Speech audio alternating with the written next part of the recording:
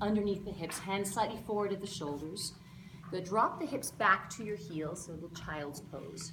Sinking the sits bones to the heels, softening the chest towards the thighs, release the forehead towards the floor.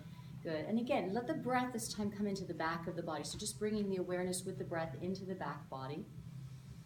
Good, let the mind spread out. So this is awareness, it has an expanded quality to it. And as you exhale, relax or soften the shoulders, the hips, just those places that have a tendency to hold tension, resistance, tightness. Breathe in and exhale. For just a moment, surrender with the exhalation to gravity. Breathing in. Nice. Exhale. For just a moment, surrender whatever thought or narrative might be passing through the mind or sensation passing through the body. Take another deep breath in. This time just allow the mind to anchor in the breath. So just start to feel the breath, follow the breath with your awareness. And as you exhale, draw the navel to the spine. Good. Walking the arms out. Inhale, 2 hands and knees. And we'll take this into a supported upward facing dog. So gently pressing the hips forward, rolling the heart up. So feeling out a very subtle back bend. Inhale, lift and draw the hips back between the heels. Exhale. Good. Inhale, up. So moving with the breath, articulate the sacrum here. Exhale, press the sacrum forward, lift the heart up. Good. Rolling the chest wide open, breathe in. Puff up the back as you inhale so it's light. And then exhale, sink the hips back and down. 2 more times, deep breath in, so lifting. Exhale, forward and up. Good, so heart forward, toes can stretch back. Inhale, lift from the belly. Good, and exhale back through the hips. Inhale up, exhale forward. Spread the collarbones wide so you get the sensation of opening and lifting, rather than sinking, contracting. Inhale, lift from the belly, flex the toes here, and then lift and rock the hips back, downward facing dog. And you might start by walking out the feet, walking out the legs. Good. Just kind of getting right into the toes and the ankles, the knees and the hips. Good. And then lift both heels up away from the floor. Good, and exhale, lower the heels back and down towards the mat. Good, a couple more times. So lifting the heels, see if you can press into the hands and pull, lift and pull back with the hips. And then let a little bit more weight to the heels as you sink the heels towards the earth. So give you a little bit more traction in the spine. One more time, breathe in. So grounding all 10 toes, the ball of the foot. Exhale, sink the heels back and down. Nice. Take the gaze forward, the heart forward. And we're going to step or lunge the right foot to the outside of the right hand. Good, and lower that back knee to the floor. Good. So you may need to, if you need to, you can roll the side of your mat so you have a little bit more padding underneath the knee. Good. And we're going to walk the hands over to the left, away from the front leg. Good. So you want sort of the hands to be now pointing towards the left side of your mat, if you will. Good. And then from here, can you put a little bit more weight in the outer right heel? So the leg is going to, press open. You might even take that right hand and encourage the right leg to press open. So you get a little bit more stretch. You might even feel this in the lower back as you access the psoas. So opening, externally rotating that right hip and then drawing into the lower belly. So you want to make sure you're not sinking down, but lifting through the lower belly. Pressing into that left hand as you take the right hand and press that right leg away from you. Take a deep breath in, so building a little bit of a twist to the left. And then very gently walk the hands back to center and draw the hips back, Ardha Hanumanasana. Good, so square the shoulders and the hips to the front of your mat and then extend that front leg. Inhale forward. So keeping the foot fairly wide here. So just kind of really working on opening up the front of the hips and pelvis. Inhale, lifting from the belly, draw back through the hips. Exhale. Inhale forward. So ground that front heel. Good. Press the sacrum forward, uplift the heart. Just feel out the opening places. Inhale. Nice. Exhale. And then inhale to come forward. Good, exhale, take the hands to the floor, walk the hands out in front of you, and you might just kind of reach the arms out. If you can lower the elbows, you might want to work with a block or two under the elbows. So again, it's sort of like a cat stretch. Rather than sinking the hips to come down, see if you can get the navel to lift, to retract and pull up, and then bow down. So you're almost like a cat stretch, a rounded back, let the head fall. Good, and you're really just kind of working into this left hip, but without torquing or twisting or tipping the sacrum. Without that left hip sinking down towards the floor. So you want to keep engaging the lower abdomen in a way that supports the back. Good. And then ground your right heel. You might bend into the right knee, so as it bends, it follows the direction of your toes. And moves you a little deeper into that right hip. Good, take a deep breath in. Keep uplifting the belly, uplifting the belly, uplifting the belly. And then very gently walk the hands back. That's what happens when Nicole gets stuck in a car for longer than she likes. Good, inhale, tuck the back toes underneath. Left leg floats away from the floor. And then float that right leg back. Take a wide downward dog so the feet are a little bit wider than your hips. Yeah. So just bring a nice sense of breadth to the sacrum, to the back of the pelvis. And again, press away from the floor with the hands, uplifting the arms. So you want to engage the elbows without locking. So it almost feels like the muscle fibers on sort of the outer aspect of the arms are just kind of pulling in and hugging the bones. So the bones are lifting, lifting, lifting. Good. And then lift the heels a little bit, engage the knees and the thighs. And as you sink the heels, when you stretch the sacrum, the pelvis, the hips way back towards the wall behind you, finding a little bit more length, a little bit more traction in the spine. Good, feel out the hips moving back, take the gaze, the heart forward, the lungs go up a little, and this time lunge your left foot to the outside of your left hand, so take it wide, and this time lower that right knee to the floor. So we'll start with the back knee down, you can stretch out through the toes. Good, you might even turn the front toes out at a slight angle. Walk the hands over to the right this time, so away from the front leg. Good, the leg may want to come with you, and it kind of looks like this, where the knee kind of folds. I'm exaggerating, of course. But see if you can put the weight on the outer heel, and you want the leg to actually press away from you. So once you've got the hands in position, you want to ground your right hand, and then you can use your left hand to very gently press that left leg back. So just take the hand inside the knee. So make sure you're on the inner thigh, as opposed to the actual knee joint, yeah, or the shin. And then press that leg open. And then maybe the sacrum can press forward a little bit more, the navel can drift back. So we're really trying to get into the psoas, the iliopsoas here.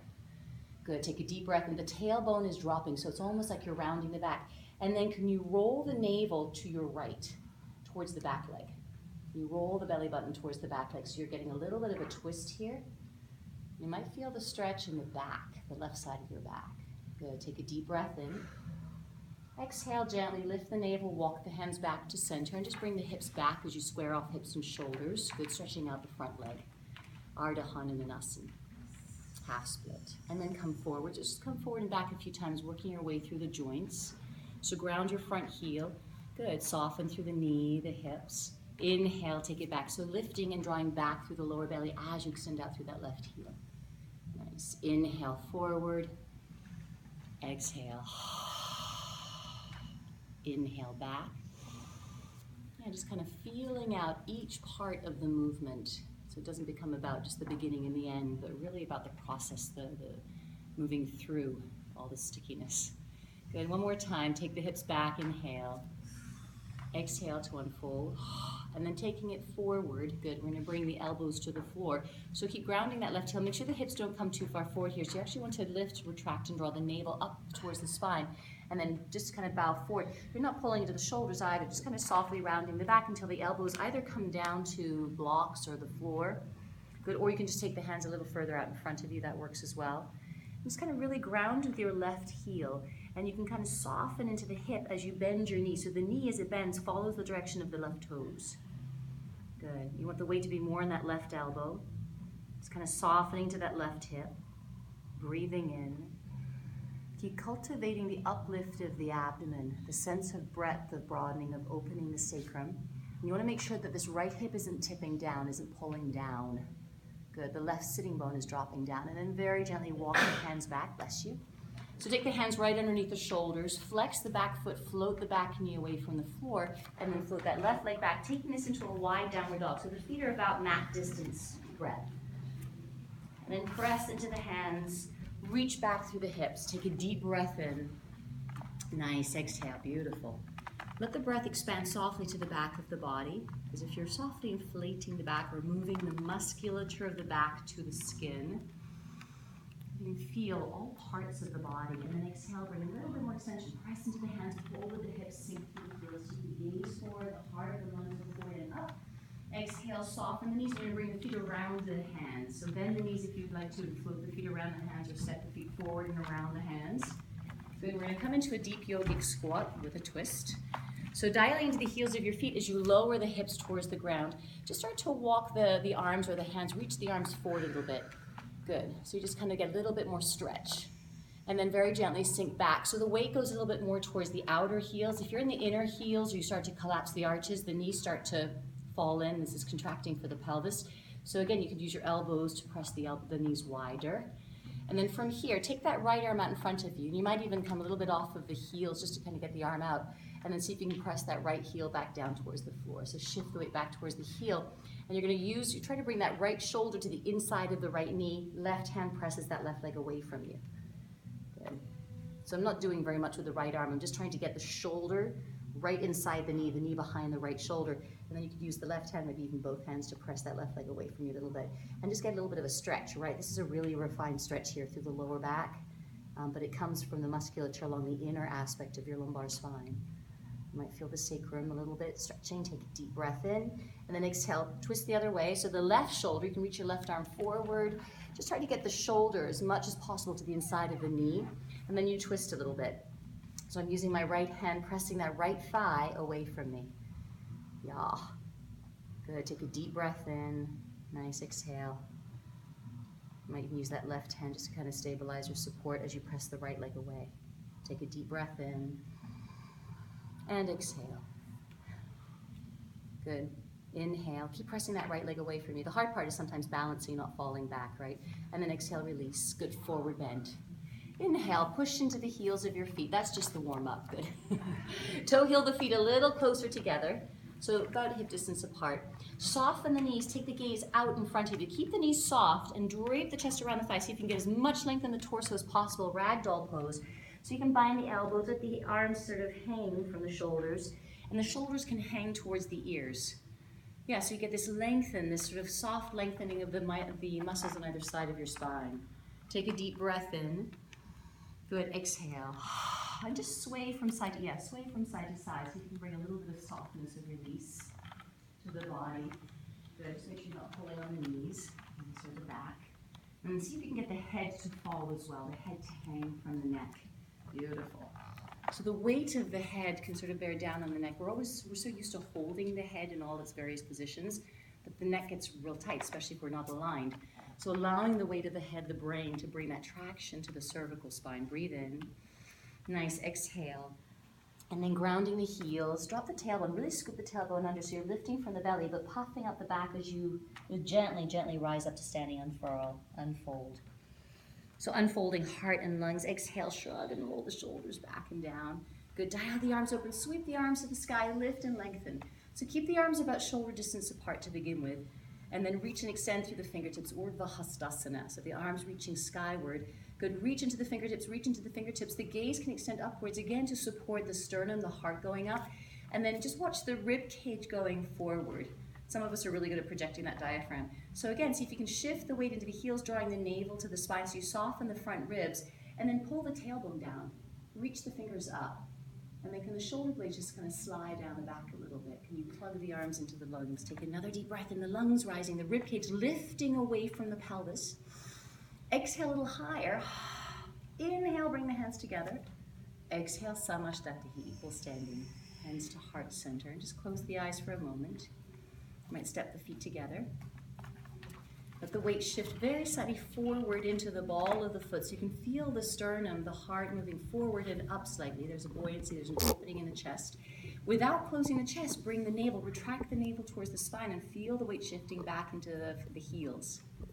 The tailbone falling, releasing away from the head. Inhale, take a deep breath in, supporting that uplift of the heart and lungs. And then soften the front of the throat towards the back of the neck. Breathe in, crown rising and reaching towards the sky, heels rooting to the earth. Take a deep breath in and exhale, release the arms to your sides. Inhale, sweep high, deep breath in. Exhale, fold, hands to the floor. Inhale.